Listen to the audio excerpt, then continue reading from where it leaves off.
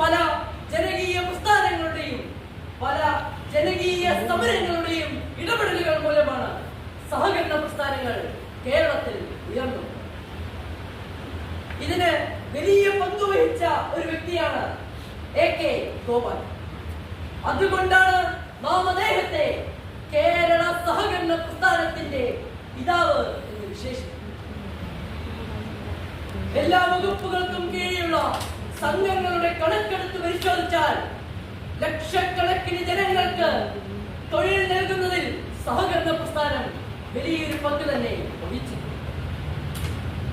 അതുകൊണ്ട് തന്നെ സഹകരണ പ്രസ്ഥാനത്തെ കേരള സമ്പദ്ഘടനയുടെ നട്ടെല്ല് എന്ന് നമുക്ക് വിശേഷിപ്പിക്കാം. നിരവധി അനവധി മേഖലകളിൽ സഹകരണ പ്രസ്ഥാനം അവരുടെ പങ്ക് വഹിച്ചു. സംസ്ഥാനത്തിന്റെ വലിയ പുരോഗതി പ്രാപിച്ച ഒന്നാണ് റീബിൽഡ് കേരള. ഇതിനുവേണ്ടി സഹകരണ പ്രസ്ഥാനങ്ങൾ ഒട്ടേറെ സംഭാവനകൾ നൽകി. ആരോഗ്യ മേഖലയിൽ നവകേരളം മിഷന്റെ ഭാഗമായി നടത്തുന്ന ആർദ്ര മിഷൻ, ഈ ആർദ്ര മിഷൻ പദ്ധതി സഹകരണ ആശുപത്രികളുമായി